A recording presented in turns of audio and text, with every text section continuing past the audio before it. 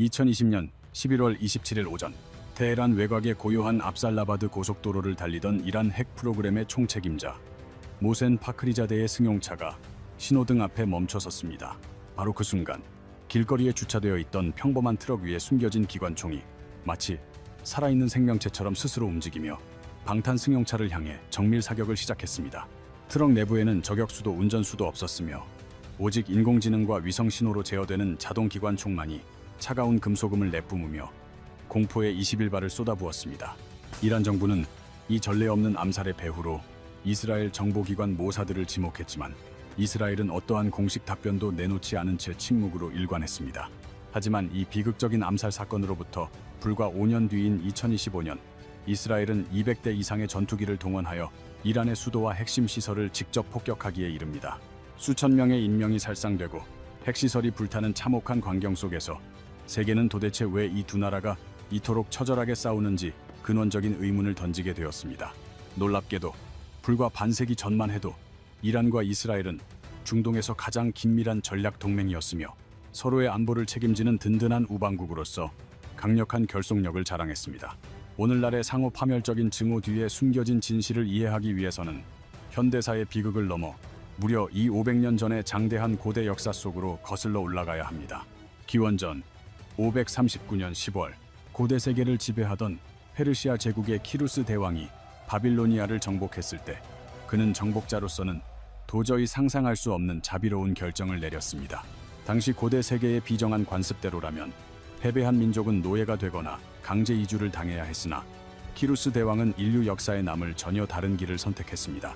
그는 바빌론에서 수십 년간 고통받던 수만 명의 유대인 포로들을 즉각 전원 해방하고 그들이 그리워하던 고향 예루살렘으로 돌아가도 좋다고 공식적으로 선포했습니다.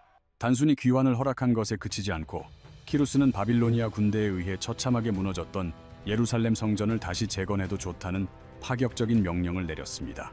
더욱 놀라운 점은 성전 재건에 필요한 막대한 비용을 유대인들에게 전가하지 않고 페르시아 제국의 왕실 예산에서 직접 부담하여 전폭적으로 지원했다는 사실입니다.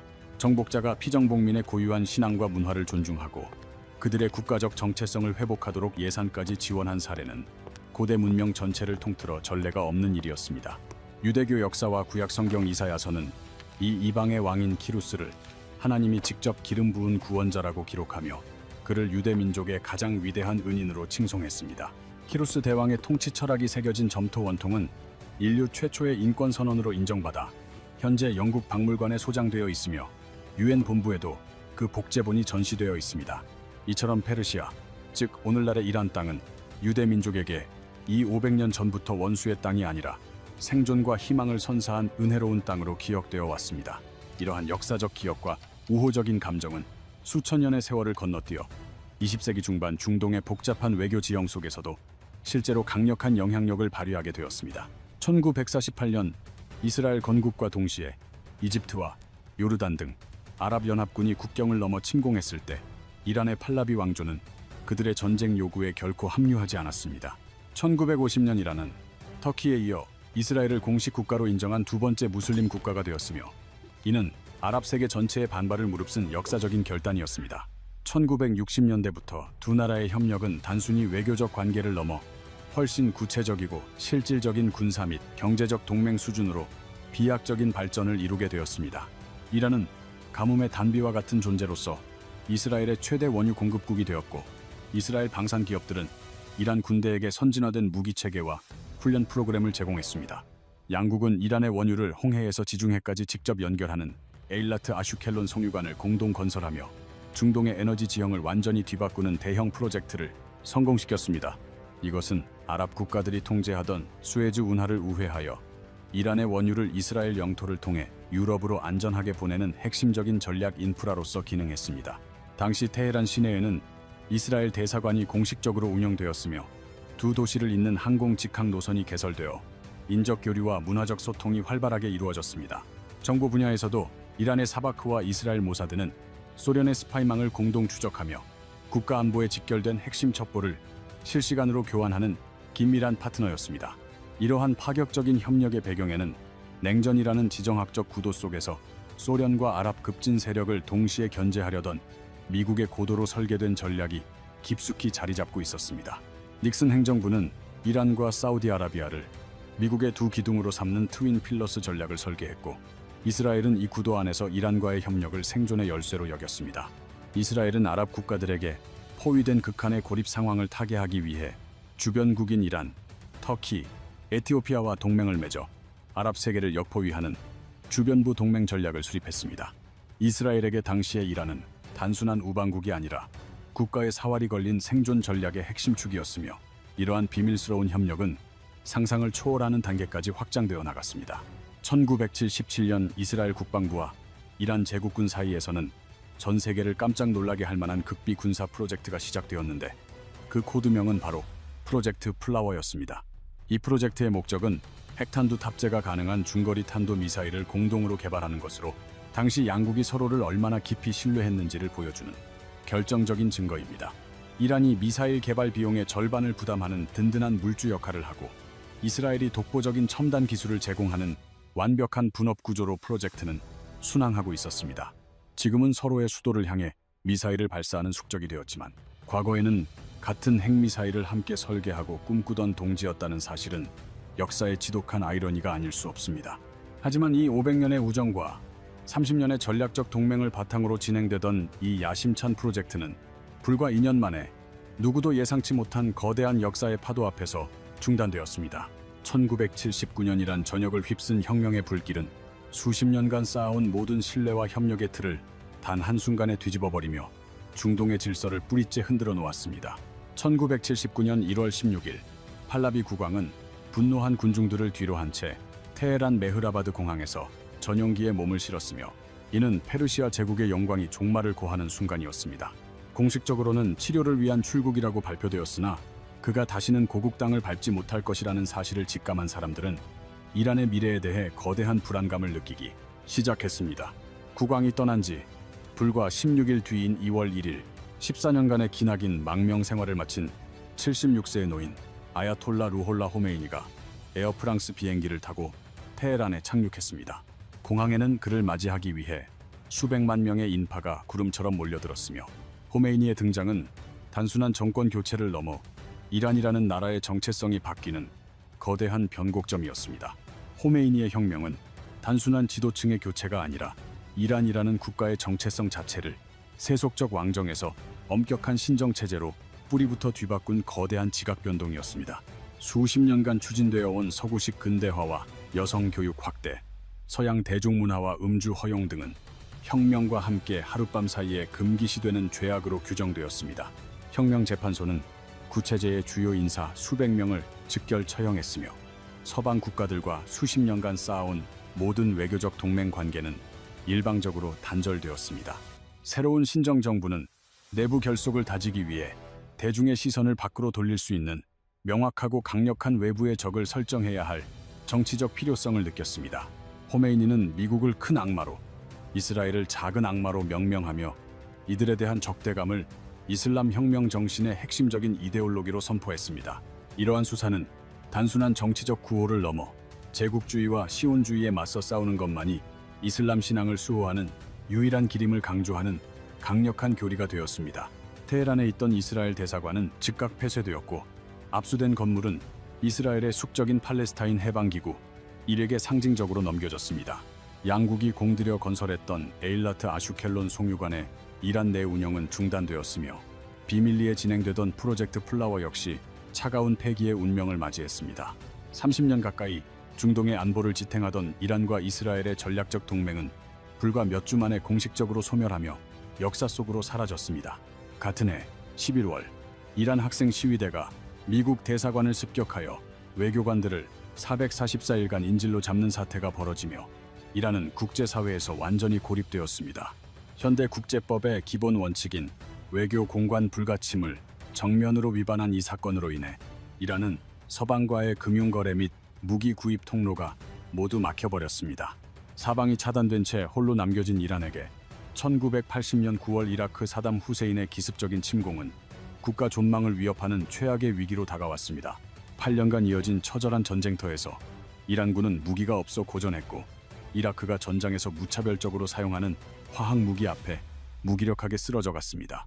절박한 생존의 기로에서 공개적으로 이스라엘을 악마라 부르던 이란 지도부는 아이러니하게도 그 악마에게 손을 내밀어 무기를 구해야만 했습니다. 1985년부터 2년간 이스라엘은 미국 레이건 행정부와 공조하여 이란에게 토우 대전차 미사일과 호크 방공 미사일을 비밀리에 공급하는 극비 작전을 수행했습니다. 이것이 훗날 세계를 뒤흔든 이란 콘트라 스캔들로 혁명의 언어와 전략적 현실이 얼마나 모순적인 논리 위에 서 있는지를 보여주는 냉혹한 사례가 되었습니다. 이란의 군인들은 전선에서 이스라엘을 저주하는 구호를 외치면서도 실제로는 이스라엘이 보내준 미사일을 손에 쥐고 적군을 향해 발사해야 했습니다. 1988년 전쟁은 끝났지만 이란은 수백만 명의 인명피해와 처참하게 파괴된 경제라는 가혹한 성적표를 받아들고 생존을 위한 새로운 전략을 고민하기 시작했습니다. 전쟁을 통해 얻은 뼈아픈 교훈은 재래식 전력으로는 미국과 이스라엘을 이길 수 없으며 적을 막기 위해서는 그들을 압도할 강력한 억지력이 필요하다는 것이었습니다. 이란 혁명 수비대는 이때부터 직접 전면에 나서지 않고 주변국의 무장 세력을 키워 이스라엘을 사방에서 압박하는 이른바 비대칭 전쟁을 설계하기 시작했습니다. 이란 혁명 수비대의 전략가들은 직접적인 전면전 대신 주변국의 대리 세력을 육성하여 이스라엘을 사방에서 동시에 압박하는 새로운 형태의 보이지 않는 전쟁을 정교하게 설계했습니다. 이 전략의 첫 번째 실험은 1982년 이스라엘이 레바논을 침공했을 때 이란 쿠드스군 요원들이 레바논 동부 백화 계곡으로 은밀히 침투하면서 본격적으로 시작되었습니다. 그들은 현지의 시아파 무장 세력들을 모아 조직적으로 훈련시키고 자금을 지원하며 강력한 군사 조직으로 탈바꿈시켰는데 이것이 바로 훗날 중동을 뒤흔든 헤즈볼라의 탄생이었습니다.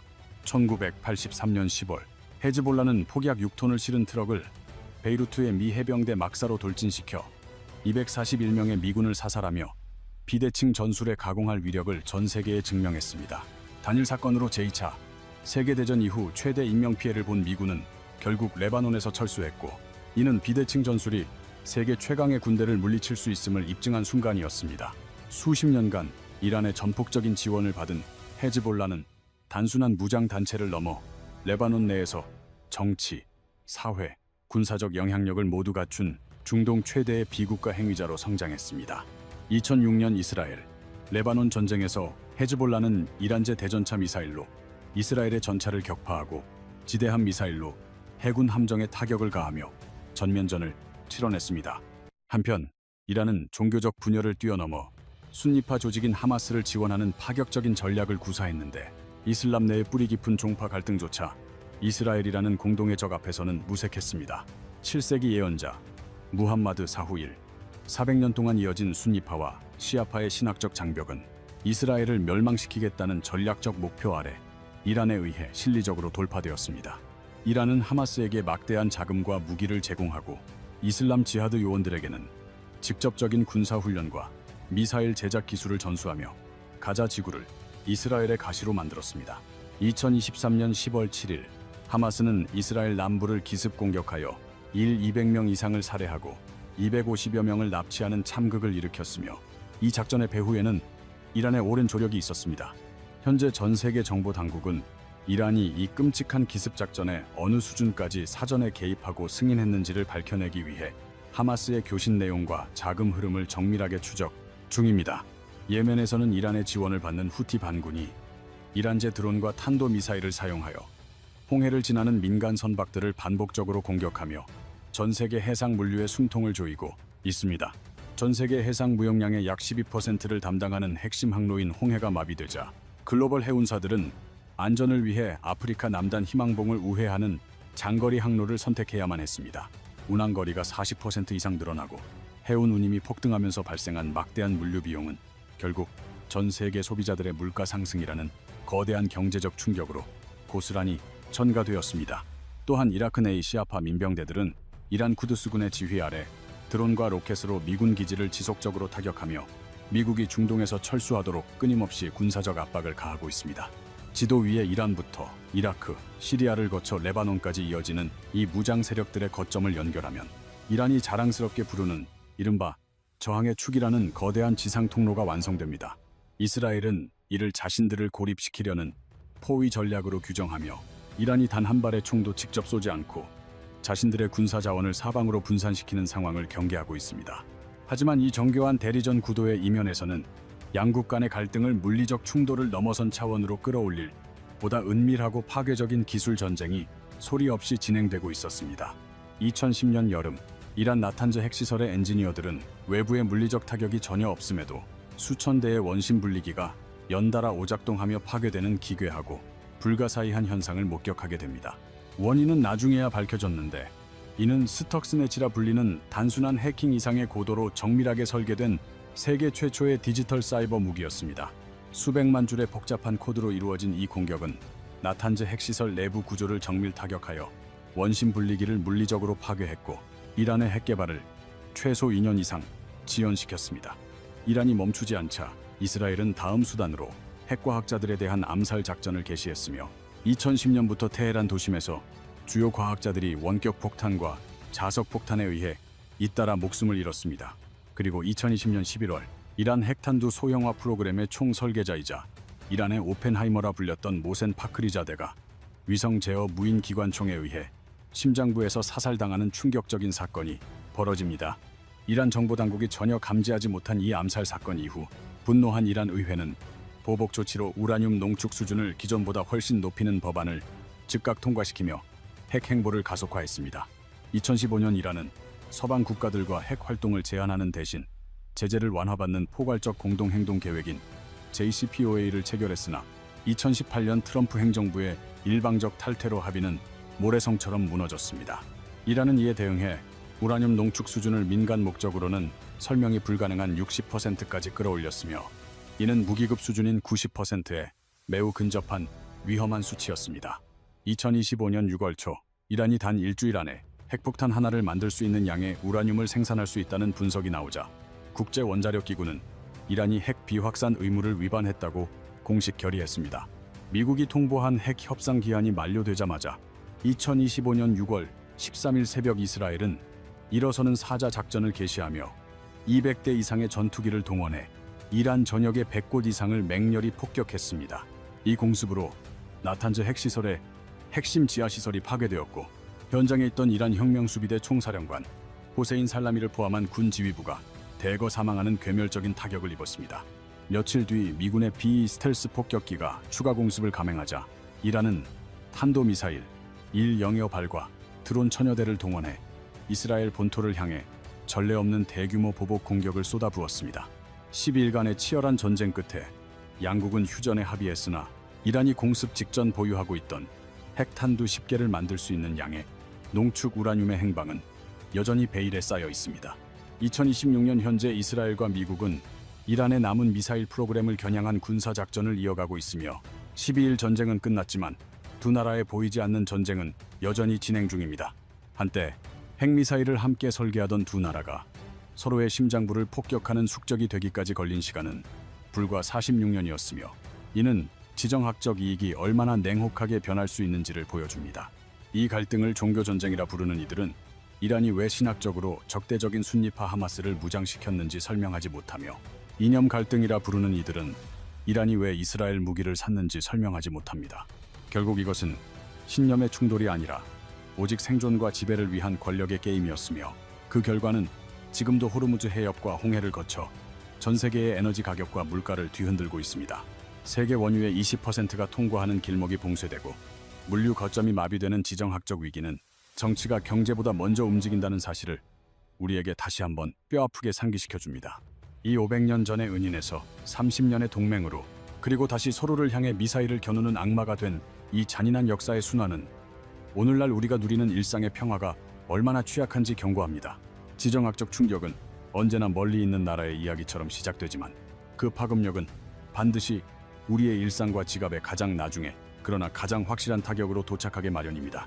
이 거대한 권력의 게임이 다음에는 어떤 방향으로 흐르게 될지 여러분의 생각을 댓글로 남겨주시고 오늘의 이야기가 유익하셨다면 구독과 좋아요로 함께 해주시길 부탁드립니다. 현재 여러분이 보고 계신 이 좁고 위태로운 호르무즈 해협은 지구 경제의 생존을 결정짓는 가장 치명적인 길목이자 화약고와 같습니다. 폭이 불과 33km에 지나지 않는 이 작은 통로가 폐쇄되는 순간 우리가 일궈온 자산 가치는 하룻밤 사이에 반토막이 날 수도 있습니다. 이것은 단순한 위협이 아니라 원유와 천연가스의 거대한 흐름을 분석했을 때 도출되는 매우 정교하고도 냉혹한 경제적 산술의 결과입니다. 전 세계 원유 물동량의 20%와 천연가스의 33%가 오직 이 좁은 입구를 통과해야만 비로소 광활한 세계 시장으로 나갈 수 있기 때문입니다. 만약 누군가 의도적으로 이 거대한 에너지 수도꼭지를 잠가버린다면 전 세계 모든 주유소의 기름값은 순식간에 4영원을 돌파하며 우리 일상을 마비시킬 것입니다. 기름값 폭등과 함께 여러분이 공들여 투자한 주식시장의 모든 종목들은 거대한 공포에 짓눌려 속절없이 주저앉게 될 것이 자명한 사실입니다. 오늘 우리는 이란이 쥐고 있는 인류 역사상 가장 위험하고 치명적인 카드인 호르무즈 해협 봉쇄라는 극단적인 시나리오를 심층적으로 분석해 보려 합니다. 최근 뉴스 헤드라인을 장식하는 이 봉쇄라는 단어는 전문가들조차 고개를 저으며 언급하기를 꺼려하는 지구촌 경제의 최악의 시나리오 중 하나입니다. 과연 이 시나리오가 현실이 될 가능성은 얼마나 존재하며 만약 실제로 벌어진다면 대한민국 경제는 구체적으로 어떤 타격을 입게 될까요? 오늘 이 영상 하나로 호르무즈의 모든 지정학적 리스크를 완벽히 정리하고 여러분의 소중한 자산을 지키기 위한 포트폴리오 전략까지 전부 공유해드리겠습니다. 우선 우리는 호르무즈 해협이 대체 왜 전 세계가 벌벌 떨 만큼 그렇게 대단하고 중요한 곳인지 그 지리적 특성부터 정확히 이해해야 합니다. 지도를 떠올려 보십시오. 페르시아만이라는 거대한 주머니가 존재하고 그 주머니의 유일한 입구이자 출구가 바로 우리가 말하는 호르무즈 해협입니다. 사우디아라비아와 쿠웨이트를 비롯한 세계 최대의 산유국들이 뽑아올린 검은 황금이 세상 밖으로 나가기 위해서는 반드시 이 좁은 문을 지나야 합니다. 비유하자면 호르무즈 해협은 전 세계 경제라는 거대한 생명체의 심장에서 뿜어져 나오는 피가 지나가는 가장 핵심적인 경동맥과 같은 존재입니다. 하지만 이 핵심적인 경동맥의 전체 폭은 33km이지만 거대 유조선이 안전하게 항해할 수 있는 실제 수로의 폭은 겨우 3km 남짓입니다. 게다가 선박들이 들어오고 나가는 항로가 엄격히 구분되어 있으며 그 사이에는 사고 방지를 위한 분리구역까지 존재하여 기동이 매우 제한적입니다.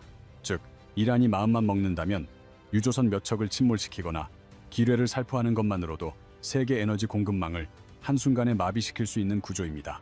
많은 사람들은 설마 진짜로 맞겠어? 라고 반문하겠지만 사실 이란에게도 이 해협을 봉쇄하는 것은 자신의 경제적 숨통을 끊는 자살 행위와 같습니다.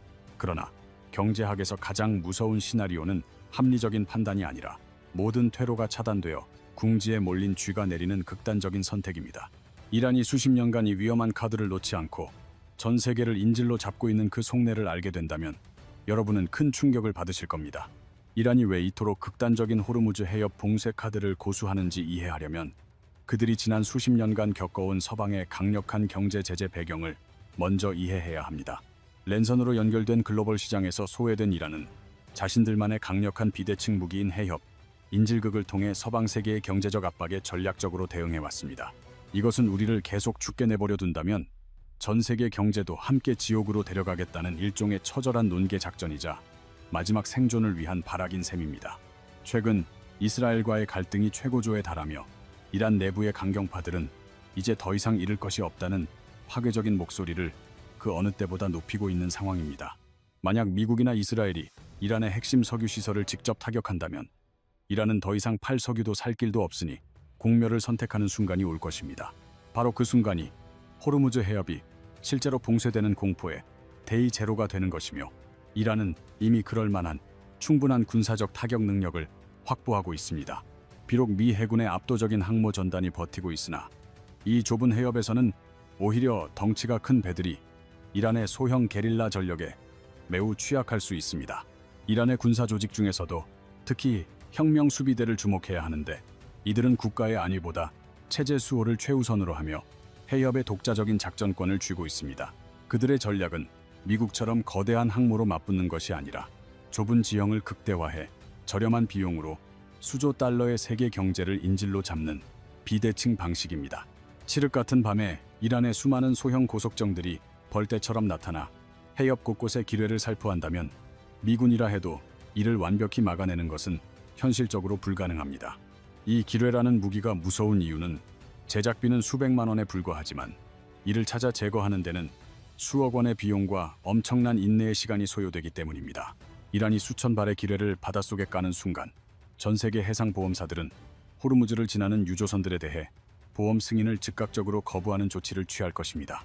배는 물리적으로 길이 막히기도 전에 보험이라는 보이지 않는 행정적 장벽에 부딪혀 멈춰서게 되는데, 이것이 바로 시장이 직면할 진정한 봉쇄의 시작입니다. 여기에 이란이 실전 성능을 입증한 자폭 드론 샤헤드가 유조선의 조타실이나 엔진룸을 정밀 타격한다면 해상 물류 공포는 걷잡을 수 없이 전 세계로 확산될 것입니다. 미국이 바레인의 제후 함대를 주둔시키며 정밀 감시하고 있지만 동시다발적으로 터지는 게릴라식 드론과 미사일 공격을 100% 차단하기란 사실상 불가능에 가깝다는 평입니다. 미국이 홍해에서 후티 반군을 상대로 작전을 펼치는 이유도 결국 그 배후에 있는 이란이 호르무즈 해협까지 손을 뻗지 못하게 하려는 경고의 의미입니다. 하지만 만약 이란이 진짜 해협을 봉쇄하고 미국이 이를 뚫기 위해 전면전을 벌인다면 이것은 지역 분쟁을 넘어 세계 대전급 에너지 위기로 번지게 됩니다. 이제 우리는 단순히 유가가 오르는 수준을 넘어 이 해협이 단 하루만 막혔을 때 우리 자산 시장에 닥칠 구체적인 파괴력을 냉정하게 분석해야 합니다. 첫 번째 시나리오는 물리적인 사슬로 바다를 막는 것보다 훨씬 교묘하게 시작되는 보험료 폭등에 의한 저강도 분쟁과 그로 인한 해상 물류의 마비 상황입니다. 여러분이 수천억 원짜리 유조선을 운영하는 선주라고 가정했을 때 해협 근처에서 실제 공격이 발생했다는 속보를 듣는다면 그 즉시 운항을 포기하게 될 것입니다. 보험료가 하룻밤 사이에 몇 배씩 폭등하면 배를 운항하는 것 자체가 적자가 되며 물류는 경제적 이유 때문에 자연스럽게 멈춰서게 됩니다. 이 저강도 분쟁 단계가 무서운 이유는 기름값뿐만 아니라 전 세계 컨테이너 물동량 전체가 보이지 않는 장벽에 막혀 심각한 타격을 받기 때문입니다. 유조선들이 위험을 피해 아프리카 남단의 희망봉으로 우회하기 시작하면 선박의 운송기간은 평소보다 최소 2주에서 3주가 더 소요되게 됩니다. 운송기간이 길어진다는 것은 단순히 물건이 늦게 도착하는 문제가 아니라 전 세계를 돌아다니는 선박의 가용 숫자가 줄어드는 효과를 낳습니다. 가용 선박이 부족해지면 컨테이너 운임지수가 폭등하며 우리가 직구하는 물건부터 기업의 원자재까지 모든 물류 비용이 미친 듯이 치솟게 됩니다. 이것은 전 세계적인 인플레이션이라는 거대한 불씨에 엄청난 양의 기름을 붓는 격이며 지구촌 경제 전체에 극심한 고통과 혼란을 안겨줄 것입니다. 에너지의 90% 이상을 해외 수입에 의존하는 대한민국에게 이러한 물류 지체와 비용 상승은 그야말로 생존을 위협하는 치명적인 국가적 위기입니다. 특히 한국 원유 수입량의 약 70%가 호르무즈 해협을 거쳐 들어오기에 해협의 긴장은 정유사들이 원유 도입 단가를 즉각 올리는 결과로 이어집니다. 결국 우리 주변 주유소에서 매일 마주하는 가격표가 가장 먼저 바뀌게 되며 서민들의 실제 가계 경제에 감당하기 힘든 즉각적인 부담을 줍니다. 한국은 원유를 수입해 정제한 뒤 다시 수출하는 비중이 매우 높은데 원가와 물류비 상승은 우리 수출 기업들의 가격 경쟁력을 완전히 붕괴시킵니다. 무역 수지가 적자로 돌아서면 원화 가치는 떨어지고 환율이 급상승하며 수입 물가가 걷잡을 수 없이 오르는 전형적인 악순환의 고리에 빠지게 됩니다. 시장은 악재보다 불확실성을 더 싫어하기 때문에 해협이 진짜 막힐지에 대한 의문이 길어질수록 투자 심리는 아주 급격하게 위축될 수밖에 없습니다. 자본은 가장 안전한 곳으로 숨어버리며 단기 국채나 달러로 돈이 몰리는 반면 성장주와 위험 자산은 매우 혹독하고 긴 겨울을 맞이하게 됩니다. 하지만 지금까지의 상황은 저강도 분쟁일 뿐이며 이란이 해협을 완전히 셔터 내리듯 닫아버리는 최악의 시나리오 B는 상상을 초월하는 파괴력을 가집니다. 호르무즈 해협의 전면 봉쇄는 단순히 기름값이 조금 오르는 문제를 넘어 전 세계 경제의 전원이 꺼지는 글로벌 블랙아웃 상황을 의미하는 것입니다. 이란이 모든 군사력을 동원해 해협을 장악하고 미국이 대규모 폭격으로 맞서는 전면전 양상이 되면 국제 유가는 하룻밤 사이에 폭발적으로 치솟습니다. 배럴당 70달러 선에서 움직이던 유가가 순식간에 100달러를 넘어서고 시장에서는 150달러나 200달러 돌파를 예고하는 공포 섞인 전망들이 쏟아져 나오게 됩니다. 거대 투자은행들이 공급망 파괴 보고서를 내놓는 순간 전 세계 자본시장은 통제 불능의 패닉에 빠지며 모든 투자 자산의 가치는 곤두박질칩니다. 국제 유가가 150달러를 넘어서는 세상은 우리가 과거 1970년대에 겪었던 고통스러운 오일 쇼크의 악몽이 현대적인 모습으로 재림하는 것과 다르지 않습니다. 물가는 미친 듯이 치솟는데 경기는 바닥으로 곤두박질치는 최악의 경제 괴물인 스태그플레이션이 마침내 우리 눈앞의 현실로 다가오게 되는 아주 위험한 시점입니다. 대한민국은 원유 도입량의 70% 이상을 오직 이 좁고 위태로운 호르무즈 해협 하나에 의존하고 있는 매우 취약한 구조를 가지고 있습니다. 만약 이 생명줄과 같은 통로가 완전히 차단된다면 우리가 당장 꺼내들 수 있는 유일한 카드는 정부와 민간이 보유한 비축유뿐입니다. 현재 수치상으로는 정부 비축유와 민간 비축유를 모두 합쳐 약 200일 정도를 버틸 수 있는 분량을 확보하고 있다고 알려져 있습니다. 하지만 200일이라는 숫자는 이론적인 계산일 뿐 실제 봉쇄가 시작되면 정부는 즉각적으로 에너지 배급제와 같은 초강력 규제를 시행할 것입니다. 산업 현장에 공급되는 에너지가 엄격히 통제되면서 전국의 공장 가동률은 하룻밤 사이에 급격히 떨어지고 실물 경제는 마비 상태에 빠지게 됩니다. 특히 우리 경제의 든든한 기둥 역할을 해온 석유화학, 철강, 조선 같은 에너지 다소비 업종들은 그야말로 피할 수 없는 직격탄을 맞게 됩니다.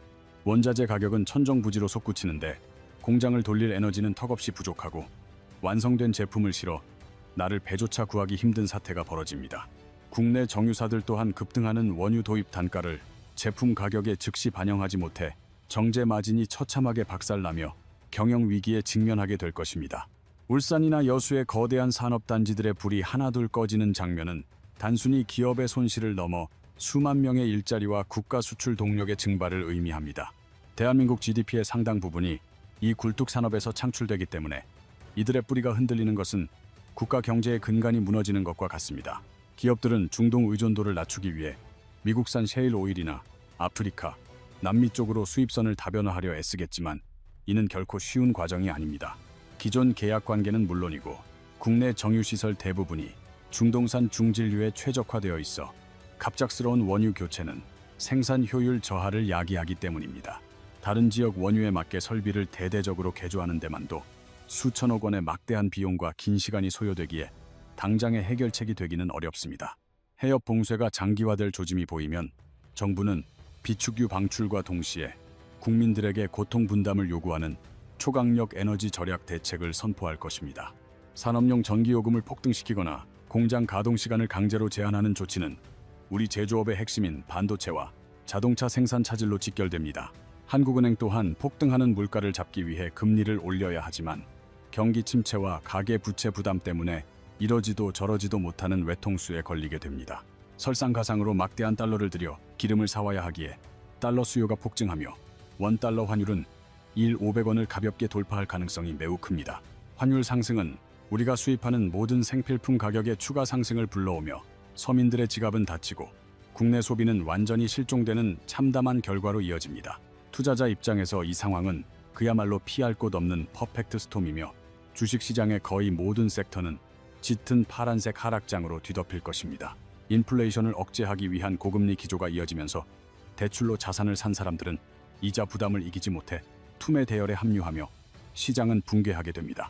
이제 가장 중요한 질문인 이 혼돈의 시나리오 속에서 내 돈과 자산을 어떻게 지켜야 하는가에 대한 해답을 찾을 시간입니다.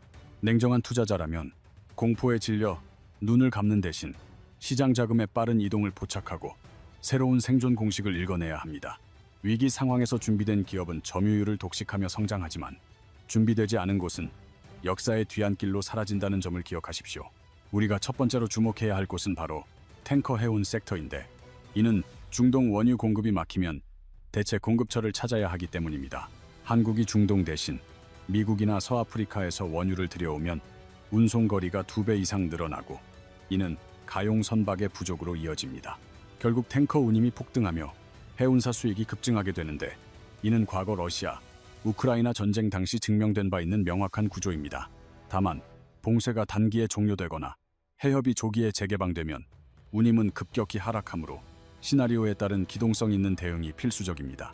두 번째 핵심 섹터는 방산인데 현재 사우디와 아랍에미리트 등 중동 국가들은 이란의 직접적인 미사일 사정권 안에서 큰 위협을 느끼고 있습니다.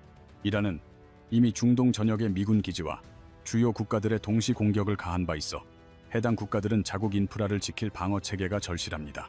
즉시 납품이 가능하고 실전에서 검증된 무기 체계를 찾는 수요가 폭발하고 있으며 이는 한국 방산 기업들에게 거대한 기회가 되고 있습니다. 실제로 한국은 최근 아랍에미리트와 대규모 방산 협력 MOU를 체결하며 K방산의 가격 경쟁력과 납기 속도를 국제적으로 인정받았습니다. 다만 완제품 수출 기업과 부품 공급 기업 간의 수혜 차이를 구분해야 하며 수년에 걸친 수주 파이프라인의 실현 가능성도 함께 따져봐야 합니다. 위기 상황에서 가장 빛을 발하는 전략은 바로 전체 포트폴리오의 약 20% 정도를 현금으로 유지하는 현금 비중의 마법입니다. 시장이 발작을 일으키며 우량 자산들이 헐값에 나올 때 그 기회를 웃으며 잡을 수 있는 용기는 오직 준비된 현금에서 나오기 때문입니다. 내용을 정리하자면 호르무즈 해협 위기는 물리적 봉쇄보다 보험료 폭등과 물류 마비라는 경제적 봉쇄에서부터 그 충격이 시작될 것입니다. 대한민국은 에너지의 70%를 이곳에 의존하는 만큼 유가 폭등과 환율 상승, 수출 둔화라는 삼중고에 대한 대비책을 미리 세워두어야 합니다. 경제는 결국 심리 싸움이며 투자는 시나리오의 싸움이라는 점을 잊지 마시고 흔들리는 파도 속에서도 중심을 잡으시길 바랍니다. 오늘 분석해드린 호르무즈 리스크와 포트폴리오 전략이 여러분의 소중한 자산을 지키는 날카로운 도구가 되었기를 진심으로 바랍니다. 여러분은 이 위기 시나리오에서 어떤 자산이 가장 유망하다고 생각하시는지 댓글로 의견을 남겨주시면 깊이 있는 토론을 이어가겠습니다. 다음 영상에서는 이번 사태와 맞물려 요동치는 글로벌 공급망 재편에 대해 더 자세히 다루며 여러분의 성공 투자를 응원하겠습니다.